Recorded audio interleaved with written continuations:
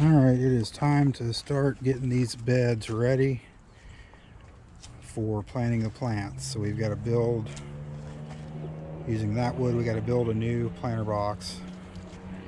Got to get all these birds put up. And then here's our topsoil, 20 bags of that. And then we've also got 2 bags of potting soil to redo all the potted plants on the porch. So the next step is we're going to get that planter box built, get compost put into that, and then topsoil on all these beds.